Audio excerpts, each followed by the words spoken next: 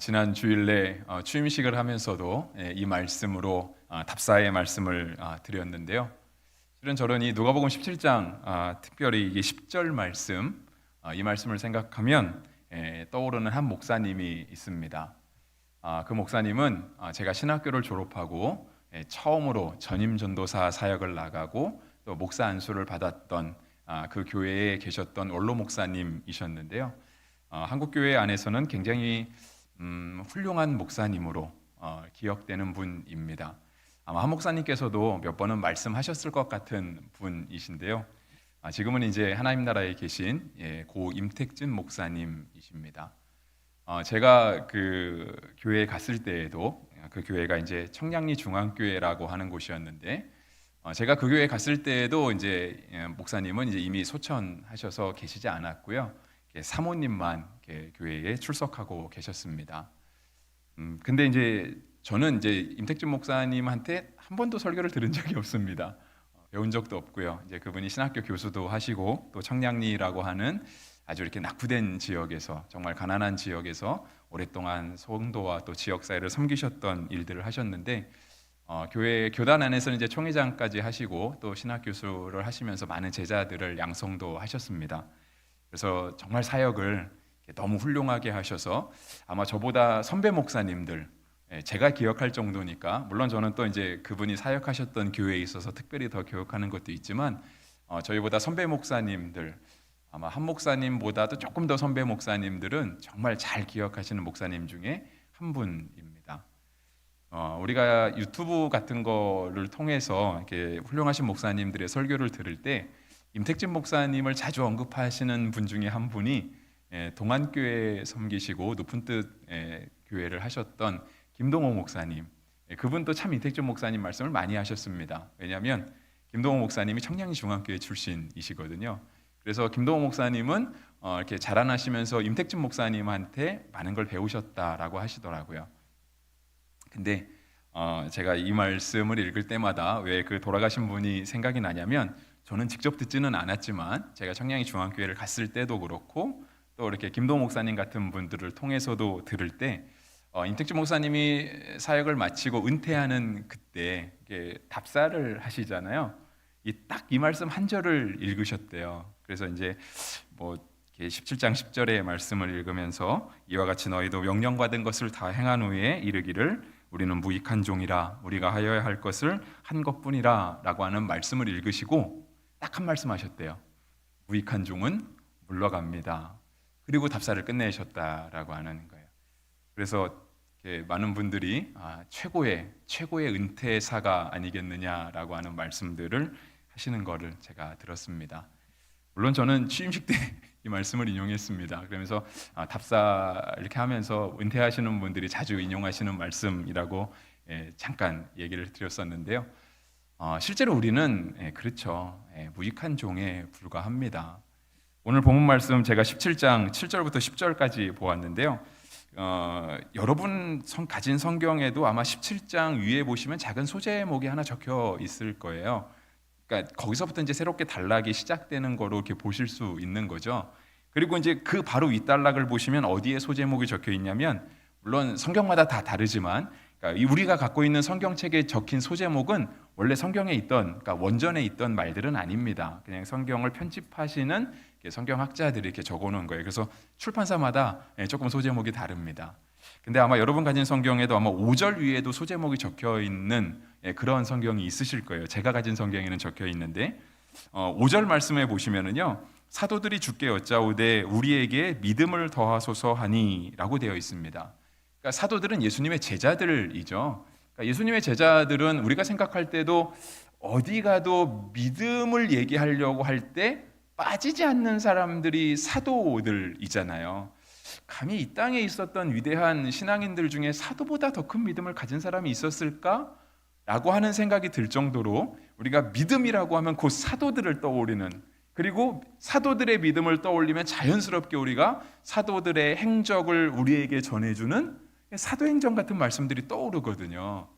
그런데 이제 아직 그들이 성령을 받기 전에 예수님의 제자들, 사도라 불리는 이들이 성령을 받기 전에 이들은 예수님께 무엇을 요청했냐면 주님, 우리에게 믿음을 좀 더하여 주십시오. 우리에게 참 믿음이 부족합니다 라고 하는 그 믿음에 대한 요청을 했어요. 그랬더니 예수님께서 뭐라고 대답하셨냐면 6절에 주께서 이르시되 너희에게 겨자씨 하나일 만한 믿음이 있었더라면 이 뽕나무더러 뿌리가 뽑혀 바다에 심기어라 하였을 것이요 그것이 너희에게 순종하였으리라 했습니다. 복음서에 이 비슷한 말씀들 많이 있죠, 그죠? 만약에 너희가 믿음만 가지고 있다라고 한다면 뽕나무는 보통은 이렇게 들에 있겠죠, 산에 있고. 근데 뽕나무가 그렇게 작지는 않잖아요. 우리가 무슨 봄에 피는 이렇게 뭐 진달래나 개나리 같은 거 뽑듯이 쉽게 뽑히는 나무는 아니잖아요. 근데 우리가 만약에 믿음이 있으면 그 뽕나무를 삭교가 올라가 사람이 올라가도 부러지지 않는 그런 뽕나무를 뿌리채 들어서 저 바다에 심겨져라. 이 표현이 정말 저는 성경의 표현이 너무 대단하다라는 느낌을 가질 때가 있는데요. 만약에 뽕나무가 바다에 심어야 된다면은 그 뿌리가 얼만큼 내려가야 될까요? 왜냐면 물 속에는 담근 거지 심은 건 아니잖아요, 그죠? 근데 바다의 밑에까지 내려가서 거기에 심길 정도가 될 정도면 이게 사람의 힘으로는 쉽지 않을 것 같은 느낌이 드는데 주님이 뭐라고 말씀하셨냐면 너희가 믿음이 있다라고 한다면 그것이 될 것이다. 그래서 6절 끝에 뭐라 그러냐면 그것이 너희에게 순종하였을 것이다 라고 하는 말씀을 하셨어요. 그래서 이제 제자들이 예수님께 주님 우리에게 믿음을 더하여 주십시오 라고 할 때 정말 제자들이 가져야 될 믿음이 무엇인가를 주님이 말씀해 주셨죠. 여러분, 우리가 간혹가다 이런 믿음을 가지고 조금 무리수를 두는 행동을 하실 때가 있습니다. 그러니까 이제 우리가 주님을 속된 말로 시험하는 거죠. 정말 그래서 이렇게 막 소나무를 뽑고 기도하시는 분들이 있기도 하고요. 더 큰 믿음을 가지고 그래 성경에 적혀 있잖아, 믿음을 가지고 기도만 하면 뽕나무가 바다에 가서 심기기도 한데라고 하면서 정말 하나님께 무언가를 이렇게 딜을 하는 것처럼, 계약을 하는 것처럼 주님 제가 이거 합니다. 그러니까 이거 해주셔야 됩니다라고 이렇게 주님과 같이 계약하는 듯한 믿음을 행동으로 보이시는 분들도 있어요. 근데 예수님께서 우리에게 말씀하시기를 우리는 주님을 시험할 수 있는 존재가 아니죠, 그죠? 지난주에 우리 한 목사님도 말씀하셨지만 우리는 예수님을 판단할 수 있는 존재가 아니에요. 도리어 우리가 예수님께 판단을 받는 존재고 우리는 예수님을 시험할 존재가 아니라 우리는 예수님의 말씀에 순종해야 되는 존재인 것이죠. 그러니까 오늘 본문 말씀이요, 그러니까 제가 본문 말씀은 7절부터 봤지만 그 위에 있는 예수님께서 믿음을 가르쳐 주신 이 말씀은 우리에게 마치 막 무리수를 두는 것처럼 그러한 믿음을 주님께서 우리에게 가르치지는 않았다라고 하는 것입니다. 그리고 나서 이제 저는 오늘 본문 말씀을 이어가려고 해요. 그래서 7절도요 너희 중 누구에게라고 하는 단어로 시작을 합니다. 여기서 그러면 너희라고 한다면 문맥상으로 볼 때 5절에서 사도들과 주님께서 대화를 하셨으니 여기서 너희는 자연스럽게 사도들이 되겠죠. 예수님의 제자들. 그래서 예수님께서 예수님의 제자들에게 말씀하신 게 뭐냐면 지금은 이제 예수님의 제자들이라서 뭐 이렇게 논도 버리고 배도 버리고 그물도 버리고 아버지도 버리고 다 예수님을 따라다니는 사람이지만 가정을 해서 만약에 너희 중에 종이 있다고 해보자. 그래서 그 종이 맡은 바 일을 하기 위해서 해가 뜨면 아니면 어쩌면 해가 뜨기 전부터 날이 밝아올 때부터 밖에 나가서 열심히 일을 하고 밭을 갈고 농사를 짓고 양을 치고 하루 종일 수고하고 저녁 때가 들어와서 집에 들어온 종에게 진짜 수고 많았다, 와서 쉬어라 라고 말할 주인이 있겠느냐. 도리어 그 사람이 들어오면 8절에 그러죠. 도리어 그더러 내 먹을 것을 준비하고 띠를 띠고 내가 먹고 마시는 동안에 수종 들고 너는 그 후에 먹고 마시라 하지 않겠느냐라고 하는 거예요. 그러니까 종의 자세를 가르치신 거죠. 이 8절 말씀을 공동번역에서는 뭐라고 되어 있냐면요, 여기는 내 먹을 것을 준비하고 띠를 띠고 내가 먹고 마시는 동안에 수종 들고 너는 그 후에 먹어라라고 되어 있는데 공동번역에는요, 먹고 마실 것을 준비하라고 하는 이 8절 말씀 앞에 너 먹을 것 잠깐 제쳐두고 먼저 나 먹을 것을 차려준 다음에 그 다음에 너가 먹어라라고 하고 공동번역에는 번역을 했습니다. 좀 차죠, 매몰 장가 같죠. 주인의 성품이 참 너무 인정이 없다라고 하는 느낌이 드실 수도 있는데요. 우리가 이 주인의 말에 대해서, 그러니까 7절, 8절, 9절, 10절 오늘 본문에 기록된 주인과 종의 대화에 있어서 주인이 참 인정 없다, 나 같으면 저런 주인 밑에선 일 안 하겠다라고 하는 생각을 가지실 수도 있어요. 근데 그 생각이 왜 드냐면 제가 생각해 볼 때는요, 우리가 너무 인권이 존중되는 시대에 살아서 그래요. 그러니까 민주주의가 이루어지고 너무 평등한 시대에 살아서 이런 생각이 들지 않나라는 생각이 들어요. 근데 여러분, 사실상 우리가 그렇게 평등하게 살던 게요, 그렇게 오래되지 않았습니다. 불과 100년 전으로 올라가도요, 우리가 그런 평등과 어떤 이만큼의 인권을 누리고 살기가 어려웠죠, 그죠? 100년 전으로 올라가면 일제치하. 사실상 우리는 식민지 백성으로 살면서 마치 2등 국민처럼, 일본 국민이 1등 국민이면 우리는 국적은 일본이겠지만 2등 국민으로 살아서 일본 국민들이 와서 우리나라 조선 사람들을 핍박해도 그냥 당연히 받아야 되는, 그게 전혀 이상하지 않는 그런 시대였거든요. 조금 더 올라가면 조선의 말 시기이겠죠, 그죠? 엄격하게 반상의 구분이 있던 때예요. 쉽게 결혼을 할 수도 없고 겸상을 할 수도 없고 함부로 말하거나 대들 수도 없는 아주 명확한 계급을 가진 사회였거든요. 그러니까 우리가 이렇게 평등한 시절을 보낸 게요, 그렇게 오래되지 않았습니다. 더 나아가서 우리가 얼마 전에 이제 국회의원 선거 했잖아요. 우리가 그렇게 자유롭게 선거권을 가지고 국민의 주권을 행사하던 것도요, 그렇게 오래되지 않았습니다. 제가 어렸을 때 기억에, 제가 75년생이니까요.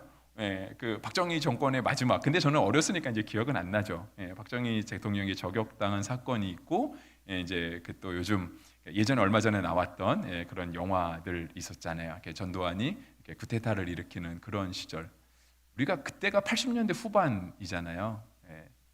초중반 아니면 중반까지도 볼 수 있을까요?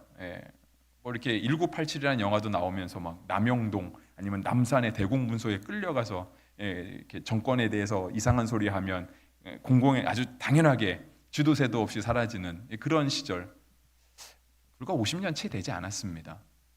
근데 우리가 너무 평등한 시대를 살다 보니, 저 서론이 너무 길어진 것 같은데요, 이 본문의 말씀이요, 이상하게 받아들여지는 거예요. 계급이 명확하던 시대에는요, 이건 너무나 당연한 겁니다. 당연한 거예요. 만약에 여러분들이 그 과거로 돌아가셔서 여러분 밑에 하인이 있다고 생각을 해보세요.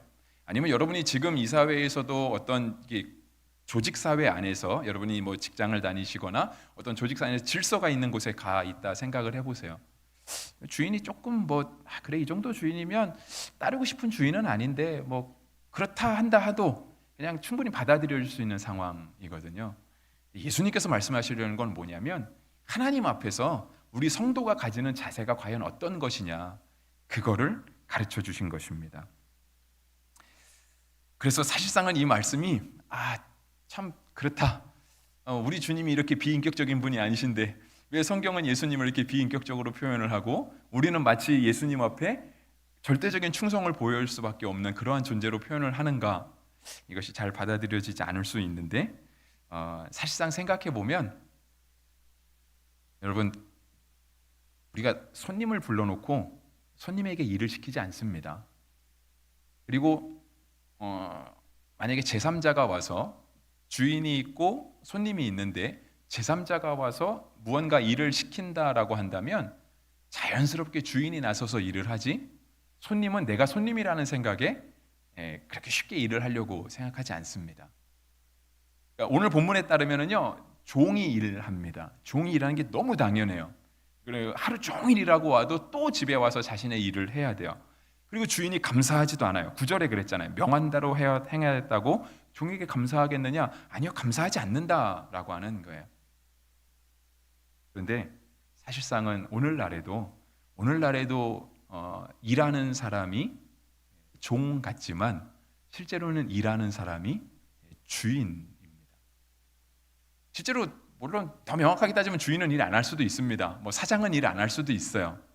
하지만 사장이 나는 사장이랍시고 주인이 내가 주인으로서 뒷짐지고 있으면 그 사업체나 그 가게가 제대로 돌아갈 수는 없죠. 또 정말 종이 너무 일을 잘해요. 우리가 함께 일하는 사람이 너무 일을 잘하고 너무 믿음직해요. 그렇다고 해서 주인이 다 맡기고 뒤돌아서 있을 수는 없잖아요. 불안해서도 되지도 않고요. 그래서 사실상은 종이 일하는 것 같지만 주님 앞에서는요, 일하는 사람이 곧 주인입니다. 여러분, 교회 주인은 누굴까요? 물론 하나님이십니다. 물론 교회의 머리 되신 예수님이 맞아요. 그건 맞아요. 근데 정말 교회를 섬기고 교회를 사랑하고 교회를 위해서 이름도 없이 빛도 없이 남들이 알아주지 않는 자리에서 일하는 분들은 누굴까요? 사실상은 교회 성도입니다. 근데 알고 보니 그분이 장로님이고, 알고 보니 그분이 권사님이고, 그분이 안수집, 그분이 집사님이고, 그런 분들이에요. 실제로 직분을 떠나서도 정말 그런 분들이 교회를 사랑하시는 분들이잖아요. 한 목사님 은퇴를 보고 어쩌면 이런 말씀을 드리는 게 굉장히 조심스러울 수 있지만, 사실상 목회자의 위치는 그렇습니다. 목회자는요, 30년을 목회를 하고 40년을 목회를 해도요, 아까 제가 설교 초두에 말씀드린 정말 존경받는 목사님, 총회장도 하시고 신학교 교수도 하시고 최고의 은퇴사를 하신 그분도요, 교회를 떠나가시면, 정년이 돼서 교회를 떠나가시면 사실상은 그 전까지만 해도 담당 교역자가 마치 주인인 것 같고 교회 대표였던 것 같지만, 실제로 떠나고 나면 빈자리는 누가 채우냐면 여전히 정말 처음부터 끝까지 교회를 지키시고 교회를 섬기시던 성도분들이 주인입니다. 목회자는 아무리 훌륭해도요, 아무리 영향력 있어도 은퇴하고 떠나가면 사실상 우리가 더 뵙기도 어렵잖아요. 특별한 기회가 아니면 그분을 초청해서 말씀을 듣기도 어렵거든요. 그럼 어쩌다 한 번은 그럴 수 있어요. 그럼 일상의 자리는 누가 지킬까요? 매주 매일 새벽 예배, 매주 돌아오는 주일 수요 예배, 성도들이 지키는 거예요. 사실상은 우리가 굳은 일 다 하는 것 같지만, 우리가 교회에서 힘든 거 다 하는 것 같지만, 그 일을 하는 사람이 사실은 주인이다라고 하는 것입니다. 주님은 이러한 충성스러운 종들에게 약속하신 보상의 말씀이 있습니다. 물론 우리가 보상을 바라고 일하는 건 아니죠. 그건 아닙니다. 그런데 똑같이 누가복음 안에요. 누가복음 12장 36절부터 44절까지 보시면 정말 이렇게 충성스럽게 주님을 섬기고 교회를 섬기는 종을 향해 예수님께서 하신 말씀이 있어요. 제가 읽어드리겠습니다. 뭐라고 되어 있냐면, 너희는 마치 그 주인이 혼인집에서 돌아와 문을 두드리면 곧 열어주려고 기다리는 사람과 같이 되라. 주인이 와서 깨어있는 것을 보면 그 종들은 복이 있으리로다. 내가 진실로 너희에게 이르노니 주인이 띠를 띠고 그 종들을 자리에 앉히고 나와 수종들리라. 여기까지 한 얘기는 뭐냐면요, 오늘 본문에서는 그렇잖아요. 종이 하루 종일 일하고 와서도 결국은 주인 거를 챙겨야 돼요. 근데 이렇게 충성스러운 종을 향해서 예수님은 뭐라고 말씀하시냐면, 도리어 주인이 띠를 띠고 그 종들을 자리에 앉히고 주인이 나와서 그 종들을 수종들 것이다 라고 예수님께서 말씀하시는 것이죠. 주님이 우리에게 약속하여 주신 말씀입니다. 주님은 요나 같은 사람도 버리지 않으세요. 요나도 하나님이 다시 되돌려서 쓰시고, 요나가 끝까지 회개했는지 안 했는지 잘 모르지만 주님은 요나를 향한 그 끝없는 사랑을 결코 포기하지 않으십니다. 요나를 배에 태웠던 뱃사람들도, 그들이 요나 1장에 보면 그 배가 침몰하려고 할 때 각각 자기 신의 이름을 부르던 사람들이었거든요. 근데 주님은 그러한 사람들도 살리시죠. 그런데 하나님 앞에 정말 충성했던 사람들, 오늘 본문에 나타난 이런 사람들, 주님이 그런 사람들에게 가만히 계실 리는 없죠. 도리어 종이 주인을 섬겼던 것처럼 예수님이 그 종을 섬기시는 거예요. 실제로 보여주셨잖아요. 예수님이 십자가에 달려 돌아가실 때 바로 그 직전에 요한복음에 의하면 그렇죠. 예수님께서 자기가 세상을 떠날 것을 아시고 자기 사람들을 사랑하시되 끝까지 사랑하시니라. 그러면서 보여주신 게 뭐냐면 허리에 띠를 두르시고 제자들의 발을 씻겨주시는. 그 당시 제자들의 사람의 발을 씻기는 건 정말 종이나 하인이 하는 거였잖아요. 왜냐하면 그 중동 땅 거기를 샌들 같은 걸 신고 다니면서 오늘 본문에도 와서 이렇게 밥 먹는 거 있는데요. 여러분들 가지신 성경 7절, 오늘 17장 7절부터 봤는데 7장 끝머리 보시면 앉아서 먹으라 말할 자가 있느냐라고 했는데, 그 앉아서라고 하는 거에 각주가 하나 달려 있잖아요. 안 달려 있는 성경도 있습니다. 출판사에서 편집할 때 미처 안 단 성경도 있는데요. 이 당시에 앉아서 밥을 먹는다는 얘기는요, 거의 이렇게 기대 누워서 밥을 먹는 그런 장면이에요. 근데 생각해 보세요. 밖에서 하루 종일 살았어요. 맨발에 샌들 같은 걸 신고 살았어요. 근데 밥 먹으러 들어왔어요. 근데 거의 누워 있어요. 그러면 어떤 사람의 발이, 내 발이 상대방의 머리에 가 있을 수도 있고요, 몸의 어딘가에 가 있을 수도 있죠. 누군가 닦아줘야 돼요. 누가 닦냐면 종이 닦잖아요. 예수님이 제자들의 발을 그렇게 닦아주셨죠. 그래서 실제로 오늘 본문의 말씀은 우리에게 굉장한 믿음을 요구하시는 말씀일 수 있습니다. 굉장한 믿음을 요구하는 말씀이에요. 그래서 정말 우리가 하나님 앞에 신앙생활을 할 때, 정말 우리가 하나님 앞에서 믿음을 가지고 살아갈 때 주님이 우리에게 이렇게 말이 안 되는 것을 시키실 수 있나? 라는 생각이 들 때가 있습니다. 우리 주님께서 요구하시는 믿음이 주님 어떻게 뽕나무가 바다에 가서 심기겠습니까? 주님이라면 가능하지만 저에게는 조금 어려움이 있습니다. 라고 하는 생각이 든다 할지라도 실제로 주님께서 우리에게 요구하시는 믿음은 그 정도 믿음이다라고 하는 거예요. 설교를 시작할 때도 말씀드렸지만 제자들이 처음부터 이게 되지 않았습니다. 오늘 본문의 제자들, 누가복음 복음서에 나타난 제자들은 사실상 몇 장 넘기고 나서 예수님이 십자가에 달려 돌아가실 때 다 모른 척하고 도망갔던 사람들이고요. 진짜 믿었던 수제자 베드로까지도 모른다고. 예수님이 베드로 그랬잖아요. 베드로 보고 그러시잖아요. 너가 다 굴기 전에 3번 나를 부인할 걸. 베드로가 아니라고. 그런 말씀하지 마시라고. 나는 예수님을 절대 부인하지 않을 거라고. 근데 얼마 되지 않아 예수님을 부인하는 그런 모습이 사실상 제자들의 모습, 또 우리의 모습이라고 할 수 있죠. 근데 사도행전 2장에 가서 성령님이 임하고 나시니까 그들이 주를 위해서 생명을 걸고 땅끝까지 나아가 복음을 전하는 사람이 되더라 하는 것이죠.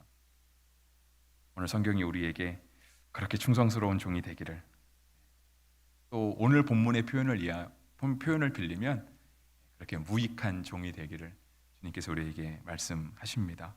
그래서 저는 여러분 무익한 종이 되시는 것을 주저하지 않으셨으면 좋겠어요. 나 이만큼 충성하고 나 이만큼 교회를 섬겼는데 왜 자꾸 성경은 우리를 향해 무익한 종이라 하시는가? 무익한 종이 진짜 믿음 있는 종이에요. 정말 믿음 있는 종입니다. 그래서 그러한 종에게 주님이 상급을 예비하시는데 우리가 주님 앞에 다 그러한 이게 축복인지 아닌지 모르겠지만 다 무익한 종이 되시기를 주의 이름으로 축복합니다. 주님께서 여러분들에게 우리가 상상할 수 없는 더 좋은 것으로 갚아주실 줄 믿습니다.